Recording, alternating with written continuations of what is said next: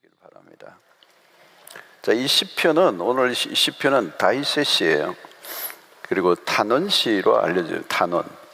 우리의 마음의 그 원통함, 억울함, 또 절망, 좌절, 고통 이런 것을 하나님에게 부르짖는 하나님의 도우심을 구하는 그런 시이기 때문에 탄원시다 이렇게 얘기하죠. 이 시편의 표제가 길어요. 표제. 여러분들이 오늘 성경을 딱 보면은 표제가 있는데요. 1절 시작하기 전에 갈로 친 부분이에요. 본문 보셨죠? 성경? 네, 거기에 보면 굉장히 길어요. 굉장히 길어요. 아마 시편 중에서 가장 긴 표제예요. 여기 보면 다윗이 아람 나하라임과 아람 소바와 싸웠을 때, 그리고 요압이 돌아온 연분 골짜기에서 에돔 사람 12,000명을 쳐 죽였을 때 쓰여졌다는 거죠. 자, 이 전쟁들에 대한 얘기가 이 표제 안에 있는데, 분명히 다윗이 왕이 된 후에 상당한 기간이 흐른 후에 있었던 사건으로 보여집니다. 그래서 이 60편은 굉장히 중요한 역사적인 자료가 돼요. 그래서 이 표제를 보면 다윗이 주변의 이 강대국들, 적대국들과 얼마나 치열한 전쟁을 치렀는가를 잘 알 수가 있습니다. 다윗이 전쟁을 굉장히 많이 치렀어요. 오늘 여기 표제에도 이제 그게 이렇게 언급되고 있습니다. 그리고 성경의 다른 기록들에서도 보면 다윗이 전쟁에 숱한 전쟁을 치르고 또 그 전쟁 속에서 끊임없는 승리를 이제 거두었습니다. 다윗은 전쟁을 치르면 연승을 거두었어요. 자, 근데 특이한 것은 오늘 시편은 다윗의 전쟁에서의 실패를 다루고 있어요. 이게 쉬운 게 아닙니다. 보통 다 전쟁에 승리를 거뒀는데 오늘 시편 60편은 다윗의 전쟁에서 실패를 다루고 있습니다.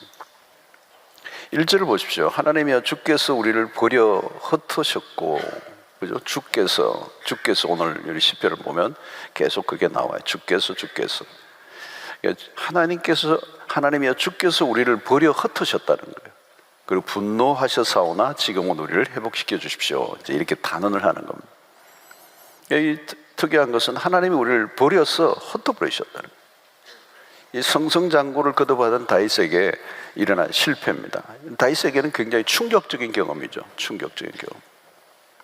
그리고 삶에 일어난 갑작스러운 변화죠. 계속 승리하고 성공하고 잘 나가고 모든 게 막 뚫렸는데 갑자기 어려움이 닥친 거예요.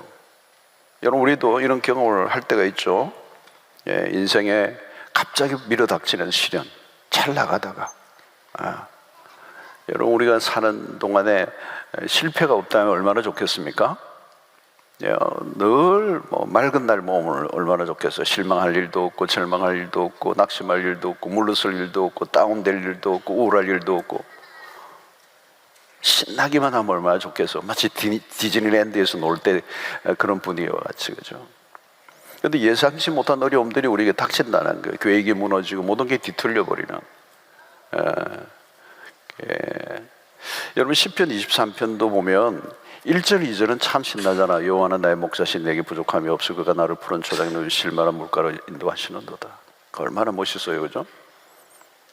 너무 빨리 해가지고 지나가 버렸어. 얼마나 좋아요. 내게 부족함이 없습니다. 푸른 쉴만한 물가로, 그죠? 근데 4절에 뭐가 나와요? 내가 사망의 엄청난 골짜기가 나오잖아요, 그죠?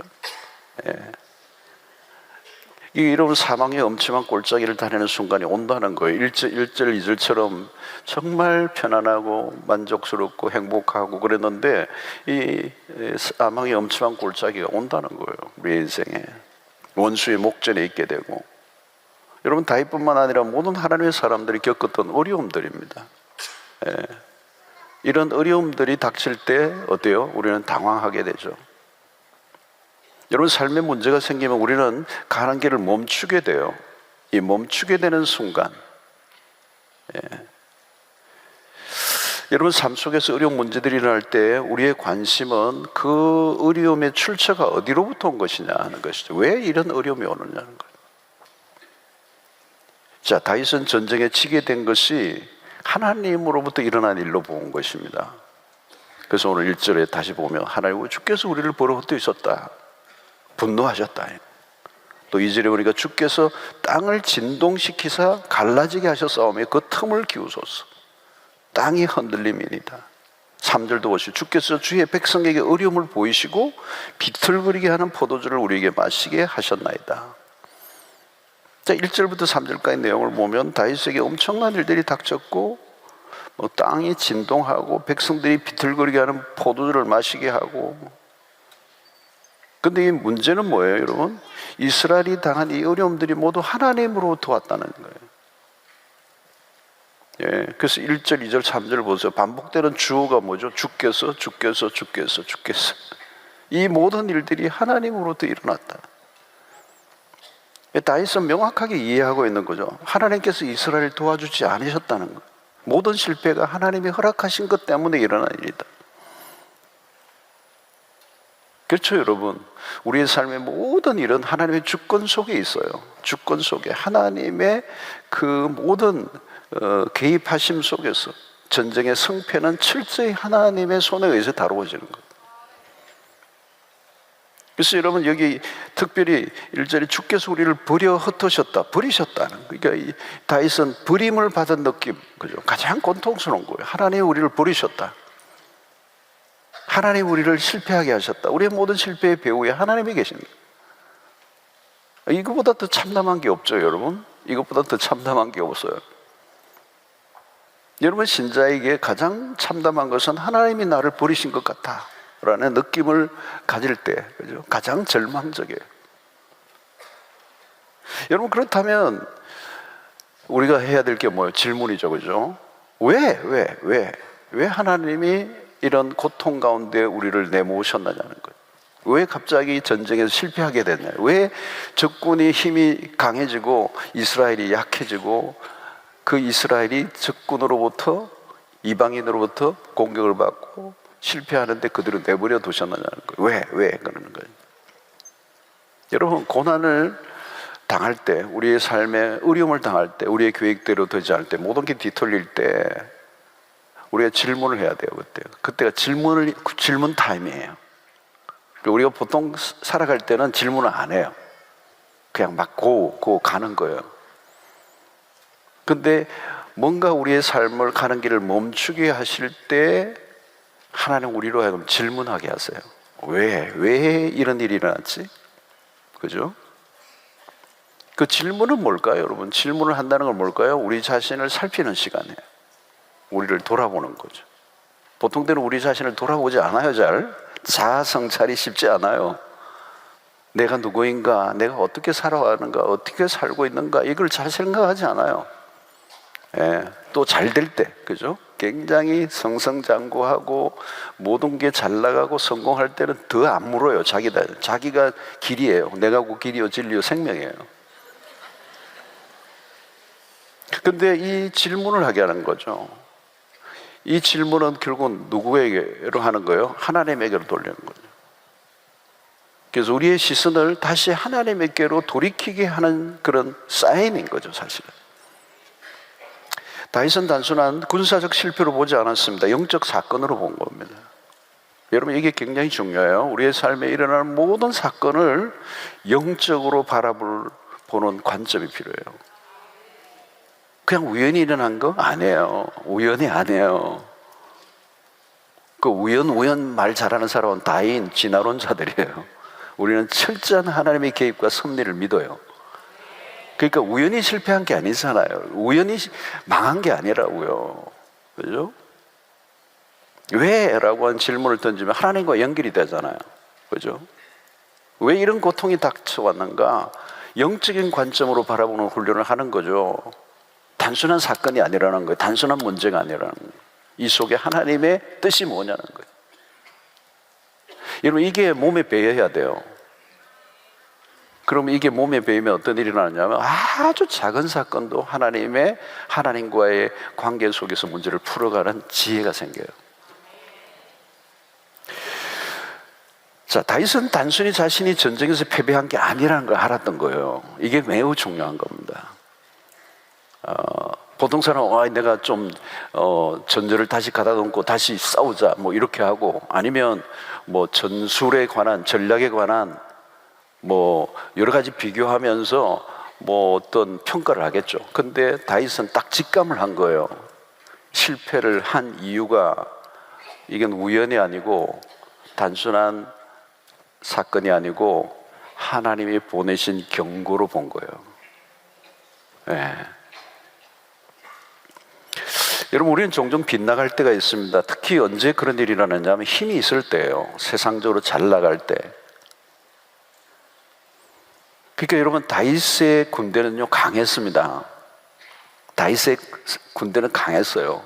전쟁에 나갈 때마다 연승을 했다고요. 그러니까 오늘 이 시편은, 오늘 60편은 특이한 장이에요. 다윗이 실패를 잘 안 했어요. 왜냐하면 그동안 승리를 계속 거둔 것은 하나님의 도우심이었죠. 전쟁에 나갈 때만 이겼어요. 그래서 오늘 여러분 시편, 오늘 이 시작의 60편도 표제를 보면 알 수 있죠. 그 많은 전쟁의 경험을 통하여 승리를 거두면서 다윗은 자신감에 넘쳤어요. 승리를 거둔, 수많은 전쟁의 승리를 거둔 장수거든요. 그리고 그는 자신의 영토를, 이스라엘의 영토를 넓히는 데 열심을 다했습니다. 그리고 소바 왕과의 싸움에서는 이 1000대의 전차와 1만 보병을 포로로 잡아내요. 엄청난 승리죠. 또 다메섹의 아람 사람들과의 싸울 때도 승리를 거두었습니다. 하나님은 다윗이 가는 곳마다 승리를 허락하셨고, 이 승리는 하나님이 주신 승리였습니다. 그래서 여러분, 사무엘하 오늘 체험하고 집에 가서 잠이 안 오거든 난. 사무엘하 8장을 읽어보시면 쫙 나와요. 다윗이 얼마나 많은 전쟁에 승리를 거두었는가를. 그런데 갑자기 이 시편 60편은 그의 실패를 토로하고 있는 거예요. 그러니까 이 실패는 승리 가운데서 경험한 패배예요. 가장 뼈아픈 고통이죠. 승승장구를 하다가 넘어져 진 충격이 얼마나 크겠어요. 여러분, 모든 사람들이 환호하고 모든 사람들이 인정해주고 모든 사람들이 다 알아주는 그 성공을 했는데 어느 한순간에 무너졌다면 여러분 얼마나 고통이 컸겠어요. 여러분, 여기서 우리에게 주는 교훈은 명확하죠. 첫 번째는 뭐예요? 여러분, 성공만 하는 법은 세상에 없어요. 존재하지 않아요. 승리의 순간만 계속 되지 않는다는 거예요. 여러분, 성공과 실패는요 종이 한 장 차이예요. 종이 한 장 차이예요. 여러분, 다윗의 나라는, 왕국은 누가 보아도 실패하지 않을 것처럼 보였습니다. 그런데 갑자기 실패가 다가온 거죠. 에돔 사람들이 기습 공격을 해왔어요. 여러분, 기습을 한 거죠. 속수무책으로 당했습니다. 다윗이 예루살렘에서 멀리 떨어져서 유프라데스 강 근처에서 전쟁 중에 있다는 이 약점을 보고 에돔이 남쪽으로, 이 지도가 없으니까 여러분 대충 막 그렇게 하시고 들으세요. 침입해 온 거예요. 그 공격은 성공을 거둔 겁니다. 그러니까 다윗은 성공적인 그 순간에 이 뼈아픈 실패를 경험한 거예요. 여러분, 모든 것들이 잘 돌아가다가 갑자기 모든 게 무너지는, 모든 계획이 한순간 숲으로 돌아가는. 여러분, 우리에게도 언제든지 그런 경험을 할 수가 있습니다. 여러분, 우리는 죄인이고 이 세상은 죄로 인해 망가져 있기 때문에 예수를 믿고 신앙생활을 잘 해도 어떤 경우에는 찾아오는 실패가 있을 수 있어요. 그렇죠?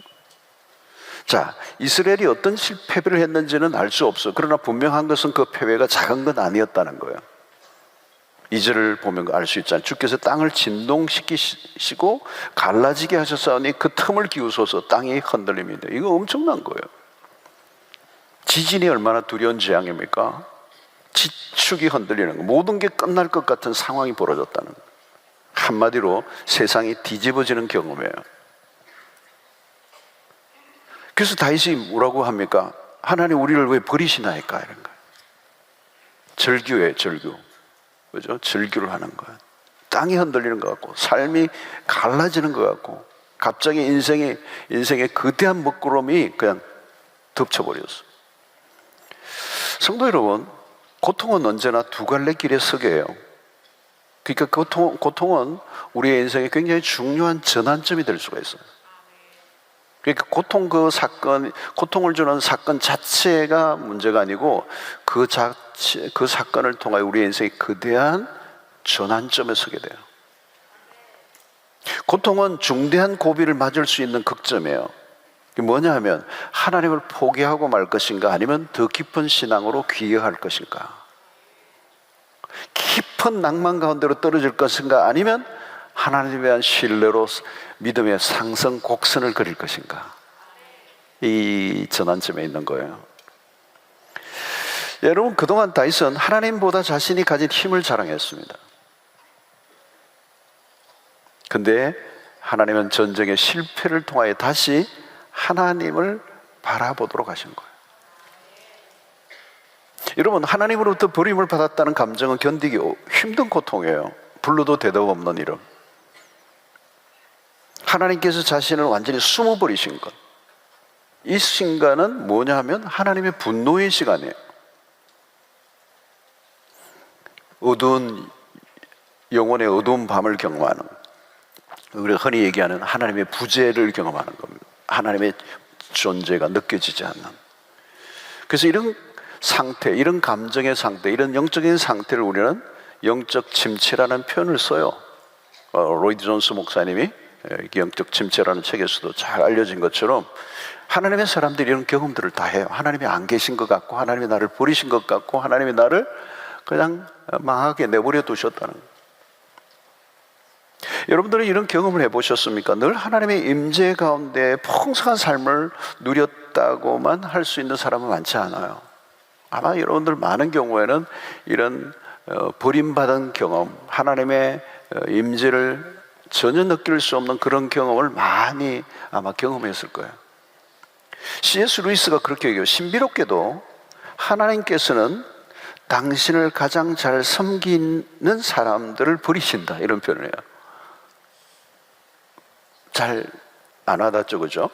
신비롭게도 하나님께서는 당신을 가장 잘 섬기는 사람들을 버리신다. 무슨 뜻이죠, 여러분? 이게 무슨 뜻이에요? 그러니까 버림을 받았다는 느낌을 가진다는 것은 아무나 가지는 경험이 아니에요. 그의 사랑을 받았던 사람이 느끼는 감정이에요. 사랑을 안 받은 사람은 버림받은 거 없어요. 왜? 본래부터 그런 게 없었어요. 관계가 없었기 때문에 버림받은 게 없어요. 너 버렸다. 무슨 소리예요, 그죠? 사랑하지도 않았는데 버렸다 하는 얘기가 성립이 안 되잖아요, 그죠? 사랑을 했기 때문에 버린 거예요. 사랑의 경험이 먼저 있었던 거예요. 이게 다윗은 하나님과의 관계가 성경의 어떤 사람과의 관계보다도 친밀했던 관계잖아요, 그죠? 누구보다도 하나님의 사랑을 받았던 사람이 다윗이에요. 그 경험이, 하나님으로부터 사랑을 받았던 경험을 가지고 있는 사람은 그 경험을 계속 갈망하게 돼 있어요. 어떤 경우에도 끊임없이 그 하나님의 사랑을 찾도록 만들어져 있어요. 자, 여러분, 이 버림받은 감정은 예수님에게서도 우리가 발견하죠. 우리가 많이 살펴보았습니다만, 극도의 고통 속에서 아버지로부터의 버림받음, 어찌하여 나를 버리십니까? 라고 하는 이 절규를 하잖아요. 그게 십자가 사건이었습니다. 우리가 예수를 따르는 삶을 살아가는 사람이라면 예수께서 당하신 그 고통을 우리도 경험할 수 있다는 걸 늘 가정하고 있어야 돼요. 고통이 없는 삶을 살면 얼마나 좋겠어요. 그러나 고통스러운 사건이 일어나는 게 우리의 삶의 현실이에요. 그죠? 예수를 믿으면 어려운 일이 하나도 안 일어난다, 그런 가정을 가지고 있으면 안 돼요. 하나님은 당신을 사랑하십니다. 하나님 우리를 위해 놀라운 계획을 갖고 계십니다. 사형리에 보면 막 얼마나 좋아요. 그러나 그 안에는 많은 게 갈로가 있어요. 고통의 이야기가 생략되어 있을 뿐이지 그런 일이 일어나지 않는다고 성경은 약속하지 않아요. 여러분, 예수를 믿는 사람이나 그렇지 않는 사람에게나 고통은 우리의 삶의 중요한 주제 중에 하나죠. 그래서 예수님의 십자가 사건이라야말로 우리 기독교 신앙의 중심에 놓여 있어요. 기독교는 고통에 대해서 할 말이 굉장히 많아요. 고통의 절정에 놓여 있는 사건을 신앙의 중심에 올려놓는 거예요. 고통의 절정이 뭐예요? 그리스도의 십자가예요. 이 고통의 문제를 어떻게 해결할 것인가 하는 문제는 우리만의 문제로 끝나지 않고 예수님께서 이미 2000년 전에 십자가의 고통을 홀로 담당하시고, 그죠? 그 십자가에 매달려 계실 때 모든 사람들이 그 십자가를 바라보잖아요. 고통을 지켜보았어요. 그리고 그가 어떻게 그 고통에 직면했는지, 그리스도가 그 고통을 어떻게 당해내셨는지, 그리고 그 십자가를 통한 고통의 의미가 무엇인지를 오늘 2000년 동안 온 인류가 그 십자가를 바라보고 그 십자가에서 눈을 떼지 않도록, 그리고 그 십자가 안에 고통에 대한 비밀을 우리에게 알려주시고자 하시는. 자, 5절부터 다윗이 구원을 요청해요. 5절을 보면 주께서 사랑하시는 자를 건지시기 위하여 주의 오른손으로 구원하시고 응답하소서. 자, 여러분, 우리가 시편을 통해 우리가 기도를 배워요. 정말 멋있는 기도를 해요. 여기 보니까 주께서 사랑하시는 자라는 표현을 써요. 시인이, 다윗이. 이게 뭐예요, 여러분? 앞에서는 버렸다고 얘기를 했잖아요. 그죠? 우리를 왜 버리셨습니까? 했어요. 근데 버렸다고 생각을 했지만 그분은 자신을 사랑하시는 분이라는 사실을 알고 있어요, 시인이. 그러니까 다윗은 암울한 순간에서도 하나님을 붙들고 있는 거예요. 어려움 중에 있지만 하나님과 관계를 놓치지 않고 있다는 거예요. 자신이 사랑하는 하나님의 사랑하시는 자라는, 자신을 하나님이 사랑하시는 자라는 사실을 잃어버리지 않고 있다. 여러분, 이 사랑하시는 이라는 말은 하나님의 백성들에게만 사용할 수 있는 용어예요. 그죠? 그래서 다윗은 기도합니다. 그리고 하나님을 다시 의지하죠. 주의 오른손으로 구원하시고 응답하소서. 다시 하나님을 바라보고 도움을 구하는 겁니다. 이게 뭐죠? 더 이상 자기 자신의 힘이 아닌 하나님의 손길을 구하는 거예요. 그동안 다윗은 연성하고 전쟁에 계속의 승리를 거두면서 자신들의 군대의 힘을 믿었던 거죠. 이제 그 힘을 믿지 않고 하나님의 손길을 구합니다. 그리고 그 말은 뭐죠? 인간이 스스로의 힘으로 우리를 구원할 능력이 없음을 인정하는 거예요. 그래서 11절에 보니까 우리를 도와주십시오. 그리고 대적을 치게 하십시오. 사람의 구원은 헛됨이니이다. 그러니까 인간의 한계를 고백하는 거예요. 그리고 다시 하나님을 의지하죠. 12절에 우리가 하나님을 의지하고 용감하게 행하리니 그는 우리의 대적을 밟으실 이심이로다. 그래서 하나님 우리에게 말씀하는 거죠. 다시 나를 의지하라는 거죠. 의지하라. 너가 아니고 내가 너의 능력이다. 고난의 때는 내가 가진 것들이 별 도움이 안 돼요. 그래서 여기에서 구원을 강구하는데 그 구원은 회복을 말해요. 그래서 1절 하반절에 보면 지금은 우리를 회복시키소서 그래요. 여러분, 이 회복이란 뭐냐면 그의 백성을 본래 자리로 돌려놓는 걸 의미하는 겁니다. 그래서 5절에서는 주의 오른손으로 구원하시고 응답하소서. 다시 되돌려 달라는 거예요. 회복시켜 달라는 거예요. 여러분, 호세아서를 보면 여호와께서 우리를 찢으셨으나 도로 낫게 하실 것이요 우리를 치셨으나 우리를 싸매어 주실 것이다. 그 말인 거죠. 그래서 이 하나님의 버리심은 일시적인 거예요. 일시적인 거예요. 당신의 백성을 아주 버리지 아니하신다. 버림을 받은 것 같은 느낌을 받을 때가 있어요. 그러나 하나님 우리를 버리지 않으신다는 거예요. 버리신 것이 아니라 뭐죠? 우리를 부르신다는 거예요. 그래서 이 징벌, 때로는 어려움이 올 때는 그 어려움이 우리를 버리셨다는 사인이 아니고 하나님에게로 돌아오라고 하는 사인이라는 거예요. 하나님의 초대예요, 여러분. 어려움은 하나님의 초대예요. 고난은 하나님이 우리를 다시 당신에게로 불러들이는 방식이라는 거예요. 여러분, 성도들은 고난 속에서 하나님의 음성을 들어요. 신기하게도 고난의 때는 하나님의 음성이 평소보다 더 잘 들려요. 고출력이 돼요. 보통 때는 잘 안 들려요. 희미하게 안 들리는데 고난의 순간이 오면 하나님의 음성이 선명하게 들려요. 그래서 C.S. 루이스가 그래요. 고통은 기먹은 세상에 울려 퍼지는 하나님의 확성기다. 여러분, 이런 걸 경험해 보셨습니까? 어떤 고통스러운 경험 속에서 하나님의 무슨 말씀을 들려주셨는가 하는 거. 이게 중요해요, 여러분. 여러분, 성경을 읽을 때만 말씀하는 게 아니에요. 고통 속에서 더 큰 목소리로, 큰 확성기로 말씀하신다. 뭐라고 말씀해요? 너가 의지하고 있던 걸 내려놓으라는 거예요. 하나님보다 더 강하게 의지하고 붙들고 있던 것을 버려라. 예? 우리로 하여금 무엇인가로 돌이키게 하시는 거죠. 하나님이 돌이키라는 거예요. 여러분, 우리는 늘 우리도 모르게요, 내 힘을 믿어요. 내 지식을 믿고요, 내 경험을 믿고 우리가 열심히 살아요. 내가 가진 것, 우리가 자랑할 것을 만들어내기 위해서. 여러분, 내가 가진 것을 의지하려면 하려는 마음이 늘 우리 안에 있어요. 외적인 것, 그죠? 규모적인 것, 예? 그런 숫자들, 그죠? 수치들, 규모, 뭐 이런 거죠. 예? 여러분, 그러나 그런 것들을 추구하며 열심히 살아갈 때가 위험한 전조예요. 열심히 살다 보면 하나님의 인도를 놓쳐버린다. 여러분, 바쁘고 피곤한 일상에서 어느 날 보면요, 큐티도 띄엄띄엄해요.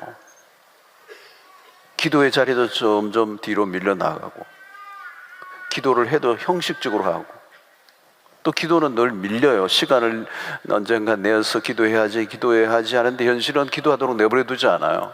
그죠? 사업이 바쁘고 직장이 바쁘고 또 뭐 하는 일이 잘 되고 뭔가 잘 돌아가는 것 같고 여기저기 불려다니고 점점 분주해지고 내가 능력 있다고 사람들로부터 칭찬도 받고 그러면서 어떻게 해요? 외적인 조건이나 상황은 좋아져 가고 또 내가 성공하고 또 내가 잘 된다고 믿고 겉으로는 문제가 없어 보여요. 근데 뭐가 문제예요? 점점 내가 하나님과의 관계 속에서 가져야 될 가장 기본적인 것들이 약화되기 시작하는 거예요. 그죠? 기도가, 여러분, 기도 자리를 잘 지키지 않는 거는 그냥 기도 자리를 잘 지키지 않는 게 아니에요. 기도를 소홀히 한다는 그 말은 무슨 말이죠? 자기의 머리를 믿는다는 거예요. 자기의 재주와 능력을 믿고 산다는 거잖아요. 여러분, 기도 안 하면 당연히 뭐가 와요? 머리를 굴리죠. 그죠? 계산을 하게 되고 자신의 경험을 따지게 되고 믿음으로 사는 삶이 없어요. 그리고 하나님의 임재 없이도 그냥 혼자서 잘하는 거예요. 뭐 기도 뭐 안 해도 뭐 그날 잘 되더라는 거예요. 뭐 그냥 막 이게 막 일들이 성사가 되고, 예? 그러나 여러분, 결정적인 순간이 오는 거예요. 가던 길을 멈추게 하세요, 하나님이. 그게 시련이에요. 여러분, 시련과 고통이 찾아오는 순간 우리는 영적으로 민감해질 수 있어요. 다윗은 영적인 민감성을 지금 유지하고 있는 거죠. 우리는 승리에 도취될 때가 많아요. 성공으로 해 주어지는 것은 자만심이죠. 근데 하나님은 다윗으로 하여금 교만하지 않도록 깨우쳐 주시는 겁니다. 그래서 우리의 삶의 관건은 뭐죠? 우리의 실력이나 능력의 싸움이 아니라는 거예요. 핵심은 내가 얼마나 하나님을 의지하며 살 것인가에 달려있어. 다윗은 그동안 승리를 거듭하면서 자신도 모르게 자신만만해진 거예요. 일이 너무 잘 풀리니까 어깨가 올라간 거죠. 방심하게 돼요. 자신의 힘을 의지하게 된다는 거예요. 여러분, 이것은 누구에게나 찾아올 수 있는 유혹이에요. 아차하는 순간이에요. 승리의 도취예요. 계속된 승리를 해보세요, 여러분. 계속된 성공을 해보세요, 여러분. 도취해요, 도취. 그 성공에 도취한다고요. 계속 연승을 해봤어요. 다윗이 여러분 전전선에 나가서 그냥 백전백승을 했다고 생각해 보세요. 그 승리의 도취감이 얼마나 대단했겠어요. 한 번도 시험에 안 떨어지고 다 걸리기를 바라요, 그 사람들. 근데 한 번도 안 떨어지고 계속 승리만 하면 어떤 일이 일어날까요, 여러분? 자기를 믿어요. 여러분, 우리는 하나님을 섬기는 것보다 하나님이 되는 쪽이 훨씬 더 편한 쪽이에요. 그러나 여러분, 오늘 이 시편을 통하여 우리에게 주시는 메시지는 우리는 스스로 설 수 없는 존재라는 거예요. 하나님을 전적으로 의지해야 된다는 거예요. 내 힘이 아니라 하나님을 의지하는 훈련이 몸에 배어야 돼. 이게 신앙의 기본계예요. 이 기본기가 안 돼 있으면 계속 시행착오를 해야 돼요. 반복적으로 하나님이 가는 길을 멈추게 하세요. 여러분, 교회를 오래 다니고 신앙의 경륜이 쌓여도 우리가 자주 실패하는 영역이에요. 자꾸 내 힘을 의지해요. 내 경험, 내 경력, 내 재능, 내 머리. 이게 본능적이에요. 우리 안에 굉장히 본능적이에요. 하나님으로부터, 여러분, 성경 전체를 통해 우리 주시는 메시지는 뭘까요? 인간은 하나님으로부터 독립하려고 하는 거예요. 그게 에덴 동산에서부터 시작이 된 것이고, 탕자의 비유에서도 나타난 것이고, 사사기에서도 나타난 것이고, 성경 전반에 늘 나타나는, 언제나 자기의 길을 자기가 가려고 하는 거예요. 하나님 없이 내 힘으로, 내 능력으로 우리가 성을 쌓는 거, 그게 바벨탑이잖아요. 그래서 우리는 혼자 가속 페달을 밟고 질주를 하려고 하는 거예요. 근데 여러분, 하나님은 언제나 우리에게 하나님을 의존하는 법을 가르쳐 주시기를 원하세요. 종종 멈추게 하세요. 그 멈춤이 은혜라는 거예요. 여러분, 세상적으로 보면 그 멈춤이 실패처럼 보이지만 아니에요. 하나님의 레슨을 잘 받으면 달라져요. 하나님은 너보다 내가 더 능력이 많다는 걸 보여주시기를 원하시는 거죠. 성경을 보십시오. 하나님의 사람들이 경험하는 것은 하나님을 의존하는 법을 배우는 거예요. 아브라함부터 열어보십시오. 창세기 12장부터 22장에 이르기까지, 갈대우를 떠나는 그 순간부터 모리아의 아들을 바치는 그 순간까지 전적인 의존이에요. 절대 의존. 내가 스스로 문제를 풀려고 하지 않고 하나님이 풀어주시는 것을 경험하는 것. 우리가 할 일은 하나님을 의지하고 그분의 도우심을 구하고 그분을 바라고 그분을 기다리는 훈련. 이게 우리의 신앙이에요, 여러분. 그게 믿음의 훈련이에요. 자, 하나님은 이제 그런 간구하는 그런 다윗을 회복시켜 주시는 회복의 하나님. 이게 다윗은 하나님의 회복을 경험해요. 다윗은 하나님의 임재가 다시 그의 백성들 가운데 회복되었음을 이제 묘사하고 있어요. 사전에 보니까 주를 경외하는 자에게 깃발을 주시고 진리를 위하여 달게 하셨나이다. 이 군사적 비유예요. 이 깃발이라고 하는 것은 다 이 군사적인 비유잖아요. 왕이 깃발을, 그죠? 전선에서 세워져 있을 때 병사들이 큰 용기를 얻고 싸움을 계속하게 되는 거예요. 이 왕이 세운 이 깃발이, 그죠? 백성들에게 큰 용기를 주는 거예요. 깃발이 중요해요. 왕의 깃발이 전쟁에 세워져 있다는 것은 왕이 그들과 함께하고 있다는 거예요. 그리고 직접 싸움에 관여하고 있음을 의미하는 겁니다. 근데 이 왕의 깃발은 임재의 상징이죠, 그죠? 그리고 동시에 승리의 확신을 가져주는 것입니다. 모두에게 소망을 주는 것. 자, 여러분, 여기서 깃발은 결국은 하나님의 깃발. 그래서 우리는 여호와 니시 그러죠.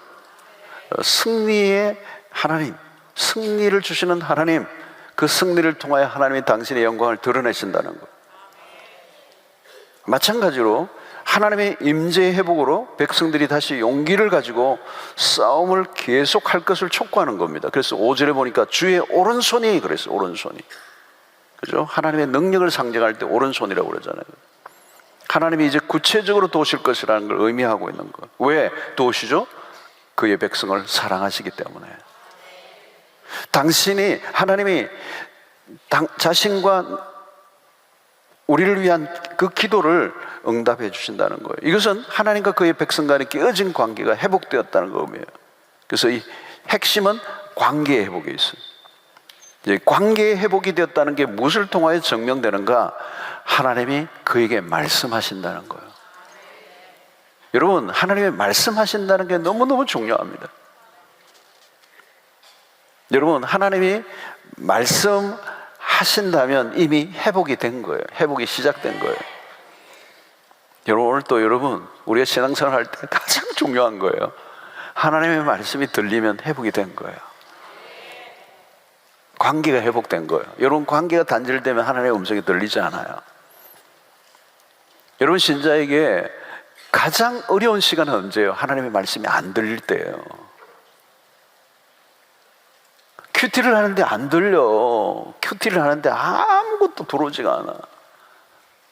그래서 내 다음 장 넘겼다가 그냥 왔다 갔다 하는 거예요. 안 오는 거예요. 설교를 듣는데 말씀이 안 들어오는 거예요. 예. 여러분, 이건 보통 심각한 게 아니에요.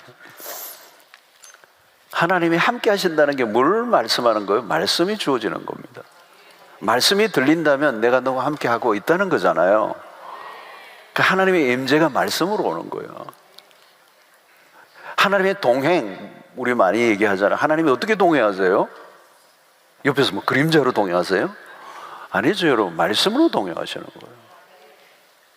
함께 하신다는 말이 말씀으로 함께 하시는 거예요. 말씀이 들리는 거예요. 말씀이 임하는 거예요. 말씀에 내가 사로잡혀 있는 거예요. 그럼 끝난 거예요, 여러분. 왜? 하나님이 함께 하시기 때문에. 여러분, 하나님은 사랑하시는 분이에요. 다윗의 기도에 대한 하나님의 응답은 딴 게 아니에요. 사랑하시기 때문에. 그 하나님은 당신의 백성을 회복시켜 주십니다. 오늘 여기에서 굉장히 중요한 단어가 그 실패 가운데서 하나님에게 돌이키게 하시고 하나님의 구원을 구할 때, 그분을 의지할 때, 내 힘을 의지하지 않을 때 하나님이 다시 그를 회복시켜 주십니다. 여러분, 성경은 회복의 책이에요.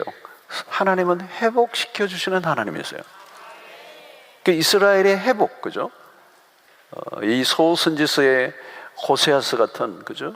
뭐 아모스도 마찬가지고, 그 소선지서의 하나님의 백성들이 참으로 불순종할 때 그 백성들에 대한 진노와 징벌을 하시지만 반드시 회복시켜 주시는 하나님을 만나게 되죠. 여러분, 그 고통은 지금 일시적 실패예요. 그 고통의 순간은 회복을 위한 기회를 주시는 거예요. 왜 그렇습니까? 아버지의 사랑을 성경은 그려주고 있기 때문에 그래요. 그래서 여러분, 탕자의 비유일 수도 그잖아요. 아버지의 사랑이, 그게 탕자의 비유의 핵심이에요. 아버지의 사랑이 핵심이에요. 아버지 사랑이 없었다면 지가 돌아와도 소용없어요. 그죠? 그러니까 탕자가 돌아오는 게 핵심이 아니에요. 아버지의 사랑이 있는 거죠. 아버지의 사랑. 복음이죠, 복음. 그죠? 기다리시는 아버지. 여러분, 욥이 얼마나 망가졌어요? 그러나 욥기의 마지막을 보세요. 모든 게 배로, 물론 아내만 배로 안 주시고 다 배로 주셨어요. 아름다운 회복으로 끝이 나잖아요, 욥이. 욥의 앞부분은 완전히 다 끝이 났잖아요. 근데 마지막은 뭐예요? 완전한 회복으로 돌아요. 엘리야가 깊은 침체에 빠져 헤맸어. 그러나 하나님을 완전히 회복시켜 주시죠. 회복의 책이에요, 성경. 하나님 우리를 회복시키기를 원하세요. 오늘 이 밤도 여러분들 안에 회복의 역사가 일어나기를 축원합니다. 여러분, 하나님이 우리를 고통 가운데 몰아넣으시는 것은 그 고통이 아니고 그 고통을 통하여 멈추게 하시고 질문하게 하시고 우리의 시선을 하나님께로 돌이키게 하시고 다시 하나님을 의지하고 돌아오라는 거예요. 그때 하나님이 회복시켜 주신다. 시편 84편 6절에 그들이 눈물 골짜기로 지나갈 때에 그곳에 많은 샘이 있을 것이며 이런 비가 복을 채워주나이다.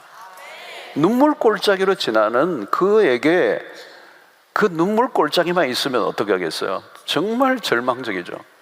근데 눈물 골짜기로 지날 그곳에 많은 샘이 있을 것이다. 성도 여러분, 우리의 삶이 흔들릴 때가 있습니다. 갑자기 인생 자체가 흔들려요. 그게 우리의 삶의 실상입니다.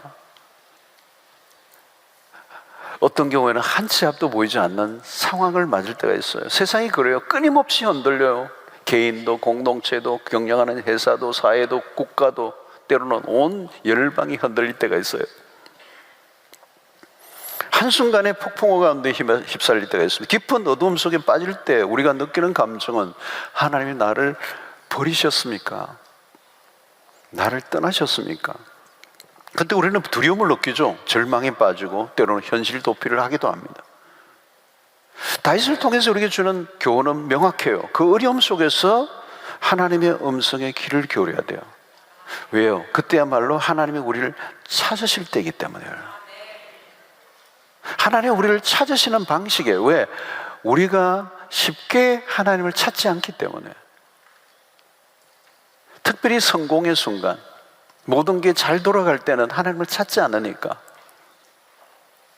그 그 성공의 가속 페달을 밟고 가는 동안에 그 인생에 닥쳐올 패망이 얼마나 큰 것인가를 하나님이 아시기 때문에 멈추게 하시는 거예요. 시련을 통하여. 그리고 나를 찾으라는 거예요. 하나님의 그 부르시는 때예요. 그 어려운 순간에는 바로 삶을 정리해야 될 때예요. 정리할 때 하나님에게로 더 깊이 나아오라는 거예요. 신호예요. 신호탕이에요. 왜 우리도 모르게 기도의 자리에서 멀어지고, 우리도 모르게 예배의 자리가 습관화되고, 우리도 모르게 하나님을 의지하기보다 세상의 것들을 의지하려고 하는 것. 우리의 시선이 계속 세상을 향하고 하나님에게로 향하지 않을 때 하나님께서 우리를 그 시선을 하나님께로 돌이키는 방식이라는 거죠. 여러분, 십자가는 부활이라는 회복으로 하나님께서 응답하셨습니다. 예수의 저주는 우리에게 무엇을 상징합니까? 더 이상 우리에게 저주는 없다는 복음 아니겠습니까? 그렇다면 현실의 나의 가슴을 애게 하는 아픔을 재조명해 보세요. 고난의 재해석을 하라는 거죠. 여러분, 오늘 골짜기를 지나고 있는 분이 있습니까? 하나님이 멀리 계신다고 느끼는 분들이 계세요? 여러분, 그러나 밤이 깊으면 뭐라고요? 아침이 가까웠어요. 하나님은 어둠을 가르고 우리에게 태양처럼 달려오십니다. 밤이 깊을 때는 밤이 영원히 계속될 것처럼 여겨지지만, 그러나 아침이 와요. 시인은 아침을 그렇게 기다리고 있는 겁니다. 여러분, 하나님께 구원을 요청하십시오. 회복의 은총을 구하십시오. 하나님은 회복을 우리보다 더 많이 기다리고 계시는 분이에요. 하나님은 얼마든지 회복시키실 수 있는 분입니다. 우리가 아무리 망가져도, 이렇게까지 망가졌는데 상관없어요. 하나님에게는 그 아무것도 아니에요. 하나님의 회복은 성경 전반에 걸쳐진 주제 중에 하나라는 거죠.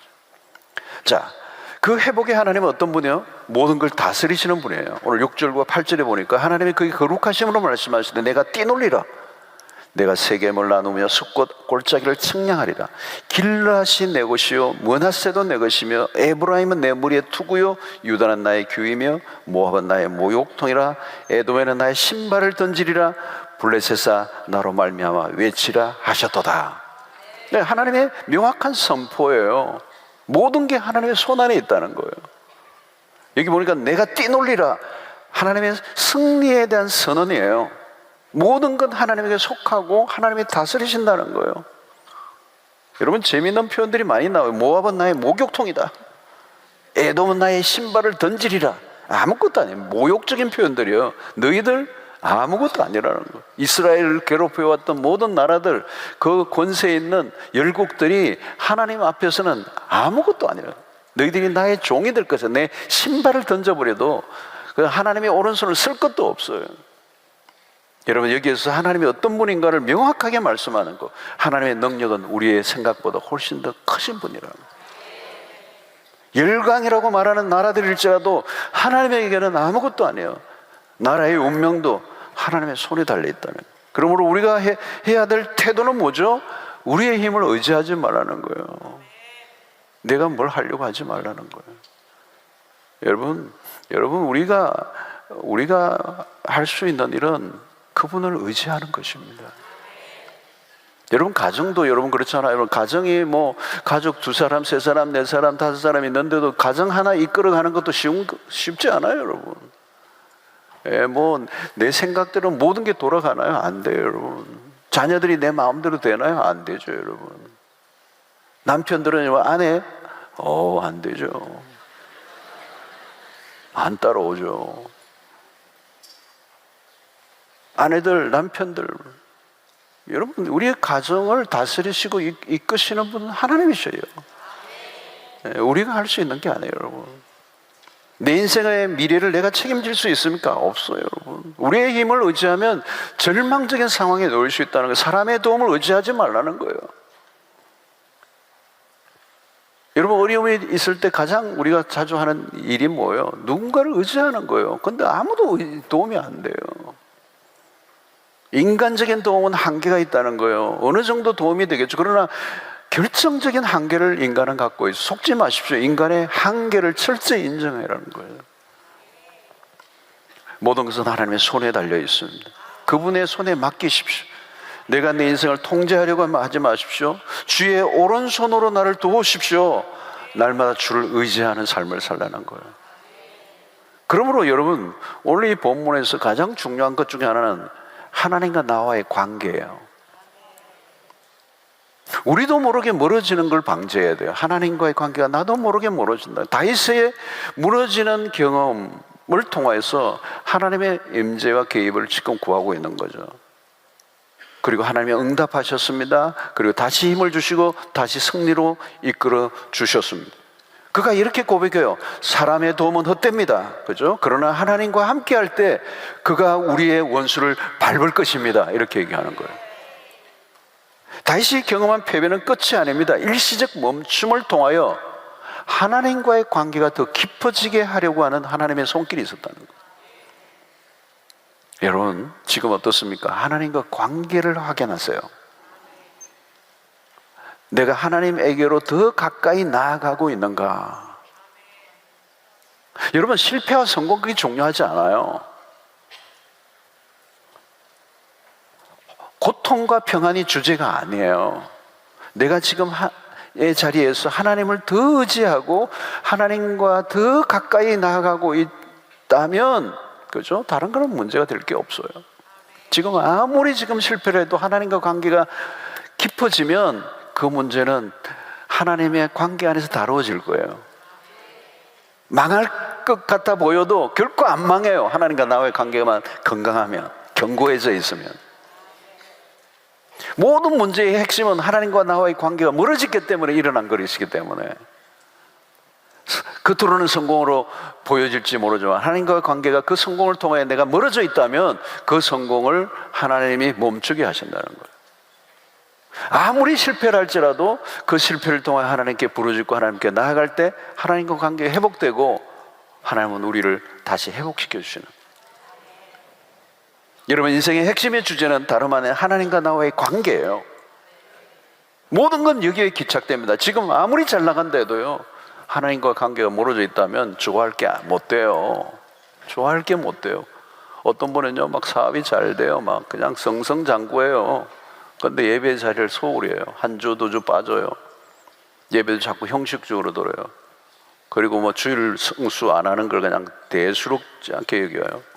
그죠? 하나님과 점점 멀어지는 거예요.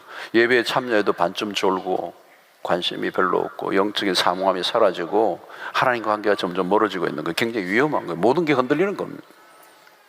하나님과의 관계가 흔들리면요, 삶의 모든 게 흔들려요. 세상의 모든 게 흔들려도 하나님과 관계가 견고하면 흔들리지 않아요. 이것에 대한 믿음을 가지셔야 돼요. 여러분, 세상은 늘 요동친다는 거 아셔야 돼요. 세상의 뉴스를 보세요. 정신이 없어요. 현기증이 나요. 열강도 끊임없이 변화되잖아요. 여러분, 오늘 우리의 삶도 그런 거예요. 늘 흔들려요. 우리가 할 일은 딱 하나예요. 하나님과의 관계예요. 하나님과 나와의 관계가 안정되면 끄떡없어요. 항상 우리가 붙잡아야 하는 것은 우리의 삶에 일어나는 문제의 크기가 아니에요. 하나님이 다루시면 그 문제의 크기는 얼마든지 조정 가능해요. 적군이 강해서 우리가 지고 적군이 약해서 우리가 이기는 게 아니에요. 승패는 하나님이 지고 계시는 거잖아요. 하나님이 함께 하시면 최악의 상황에서도 이기게 하십니다. 그러나 하나님께서 함께하지 않으시면 누가 도와준다 할지라도 이길 싸움인데 져요. 다윗은 패배 가운데서 다시 하나님에게로 나아갑니다. 그가 상황을 본 게 아니고 하나님을 바라본 거예요. 하나님이 이기게 하시면 이기는 겁니다. 하나님이 대신 싸우시면 되는 거죠. 그래서 하나님께서 모압을 목욕통이 되게 하시고 에돔은 신발을 던지신다고 하시는 거죠. 하나님이 손가락 하나도 까딱하지 않아도 이기실 수 있는 분이기 때문에. 여러분, 성경은 전쟁의 이야기예요. 성경은 전쟁의 이야기로 꽉 차 있어. 이스라엘은 전쟁에서 전쟁을 어떻게 보면 이스라엘 사는 전쟁사예요. 이스라엘의 늘 주변의 나라로가 전쟁을 치렀습니다. 가나안 정복의 이야기가 역시 전쟁의 이야기. 사사시대도 전쟁의 이야기들이 나오죠. 이스라엘의 역사의 모든 것들은 주변의 나라들과 함께의 관계 속에서 역학적 구도들의 속에서 끊임없이 벌어진 싸움들의 얘기예요. 다윗 왕국도 마찬가지죠. 다윗의 생애는 전쟁으로 점철되었어요. 무엇을 얘기합니까? 만만한 전쟁은 하나도 없어요. 여러분, 전쟁은 피를 흘리는 일들이 벌어지잖아요. 전쟁에서 실패는 뼈아픈 결과를 가져줘요. 이스라엘의 역사 속에서 실패와 고통의 역사들이 많습니다. 여러분, 우리의 삶도 어떻게 보면 전쟁이잖아요. 매일 전투를 치르는 것 같아요. 삶은 간단하지 않아요. 삶은 정말 치열하잖아요. 이런 전쟁이란 말이 딱 맞아요. 삶은 전쟁이에요. 이기고 지는 것에 따라 삶의 상황이 달라지는 겁니다. 전쟁에서 지면 혹독한 대가를 치르는 것처럼 우리의 삶에 혹독한 대가를 치러야 될 때가 얼마나 많습니까? 여러분, 전쟁에서는 이겨야 돼요. 그동안 다윗은 이겨왔어요. 그러나 실패로 인해 고통의 날을 지금 마주하고 일순간 모든 게 멈추어서 버렸어요. 그래서 실패의 이유를 복귀해야 돼요. 왜? 무엇이 잘못된 건가? 다윗은 그 패배가 하나님으로부터 주어진 신가를 졌다는 걸 깨닫게 되죠. 가장 당혹스러운 현실, 상황, 하나님이 실패하게 만드셨다는 사실, 왜 나를 버리셨습니까? 여러분, 여기에 우리가 다윗에게서 배우는 레슨이에요. 그런 하나님과의 관계 속에서 이 실패를 다루었다는 거예요. 승리의 정점에서 갑자기 재앙이 닥친 것은 예사로운 일이 아니에요. 여러분, 영적으로 민감한 사람들은 오늘 나에게 주어진 실패를 대수롭지 않게 여기지 않아요. 거기에 하나님의 레슨을 찾아내셔야 돼요. 다윗의 패배는 군사적 패배가 아니에요. 군사적 패배 이전에 영적 패배가 먼저 일어난 거예요. 가장 먼저 영적인 부분에서 문제가 시작이 된다는 거예요. 우리의 삶의 모든 영역은 하나님과 나와의 관계 속에서 일어나는 일. 하나님에 대한 우리의 태도로부터 모든 게 시작이 돼요. 여러분들이 무엇을 하든 기본 중에 기본은 하나님과의 관계에서 시작된다는 사실을 기억하고 언제나 하나님과 나의 관계를 살펴야 돼요. 내가 지금 하나님과 나의 관계가 괜찮은가, 건강한가, 온전하게 이루어져 있는가. 여러분, 전도를 하든 선교를 하든 봉사를 하든 어떤 사역을 하든 하나님과의 관계가 소홀히 하면 문제가 터지게 되어 있어요. 선교를 하는데 문제가 터지고요, 봉사를 하는데 문제가 터지고, 하나님의 일을 한다는데 문제가 터져. 왜? 하나님의 일을 하는데 하나님과의 관계는 깨어져 있어. 하나님과의 관계가 깨어져 있는데 하나님의 일이 제대로 될 리가 있겠어요? 하나님과의 관계가 깨어져 있는데 우리 인생의 길이 제대로 펼쳐져 나갈 리가 있겠어요? 불가능해요. 네버. 이상하게 문제가 터져요. 이상하게 꼬여요. 이상하게 잘 돼야 하는데 뒤집어 엎어져요. 지금 아무리 모든 게 잘 되고 있다 해도 언제든지 문제가 터질 수 있는 가능성을 안고 있는 거죠. 겉은 잘 돌아가는데 안으로는 망가지고 있다면, 여러분, 여기서 우리는 영적인 민감성을 회복해요. 모든 게 막혀 있을 때 하나님이 나를 버리신 게 아니에요.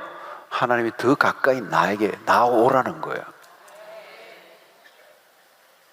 그 멈추게 하심이 경고음이에요. 잘 듣지 못했기 때문에 시그널을 좀 세게 하는 거예요. 그죠? 여러분, 하나님의 경고의 신호음을 놓치지 마시기를 바랍니다. 크게 실패를 하셨습니까? 내가 가는 길이 지금 멈춰져 있습니까? 더 이상 갈래야 갈 수가 없어요. 여러분, 하나님과의 교제를 확인하십시오. 하나님과의 교제가 깊어져 가고 있습니까? 기도의 자리를 살피세요. 하찮은 순간에 기도의 자리가 느슨해져요. 하나님에 대한 간절함이 사라지고, 언제 그게 자주 찾아온다고요? 승리의 순간, 성공의 순간, 잘 돌아가고 있을 때 나도 모르게 교만해지고, 하나님 없이도 쉽게 모든 일을 해내는 그 자신의 약점을 잊어버리고 자기를 과신하고 자기가 가진 것을 의지할 때 그 순간 마귀에게 넘어가는 거, 마귀의 도구가 되는 거, 마귀의 속삭임에 넘어가는 거예요. 여러분, 하나님이 아닌 다른 것을 의지하고 붙들고 있는 것은 없습니까? 우리 일상에서 항상 우리가 붙들고 있는 게 뭐냐는 거죠. 지금 위기의 순간을 맞고 있습니까? 하나님께로 돌이키십시오. 다른 길이 없어. 기본 중에 기본입니다. 우리는 하나님 없이는 살 수 없습니다. 하나님의 은혜로만 산다고 우리는 날마다 찬송하잖아요. 은혜로만 사네, 은혜로만 산다네. 또 은혜로운, 은혜에 관련된 찬송은 다 은혜롭대요, 또. 그래서 우리는 뭐 은혜로만 산다네, 은혜로만 산다네. 근데 돌이키면 내 힘으로 사는 거예요. 내 머리를 자꾸 굴려요. 그죠? 자만심이 있는 거죠. 여러분, 우리는 한순간도 우리의 힘으로는 안 돼요. 우리의 힘은 안 돼요. 하나님에게로 돌이키라는 거. 하나님이 개입하시면 돼요. 망가져도 대패를 몇 번 했어도 하나님은 다시 일으키세요. 회복의 하나님이 있어요. 하나님께로 시선을 다시 돌이키라는 거예요. 그리고 주님의 깃발 아래 모여라는 거예요. 여호와 니시의 하나님, 그분이 반드시 우리를 회복시키시고 다시 승리의 자리로 이끌어 주실 것이라는 확신을 가지고 그 승리의 깃발을 바라보고 그분 앞에 모여 그분을 의지하라는 거죠. 사랑하는 성도 여러분, 오늘 이 큰 성공 가운데 일어났던 이 실패로 당황했던 다윗이 다시 하나님과의 관계에 회복되고 그가 돌이킬 때 하나님이 그를 회복시키시고 다시 열국을 통치하시는 하나님이 다윗에게 여호와 니시 깃발을 흔들게 하신 이 승리의 은혜가 우리에게도 일어나게 될 줄로 믿습니다. 그분은 회복시키시는 하나님이세요. 이제 우리가 해야 될 건 뭘까요, 여러분? 하나님과의 관계를 늘 확인하셔야 돼요. 예배의 자리를 소홀히 여기지 마십시오. 하나님의 말씀을 듣는 자리를 갈망하십시오. 하나님의 음성이 들려져야 돼요. 하나님의 음성이 희미하게 들려지기 시작하는 순간부터 위험이 오는 거예요. 그리고 내 소리, 내 주장, 내 의지, 내 자랑이 앞설 때 하나님은 갑자기 멈추게 하세요. 혹시 여러분들이 오늘 우리의 삶에 멈추어 있다면 하나님 다시 시작하게 하시는 하나님, 회복시키시는 그 하나님을 경험하시고 다시 우리를 승리케 하시는 그 하나님, 하나님이 개입하시면 아무리 망가져도 다시 일으켜 주실 줄로 믿습니다. 자, 우리 찬양하면서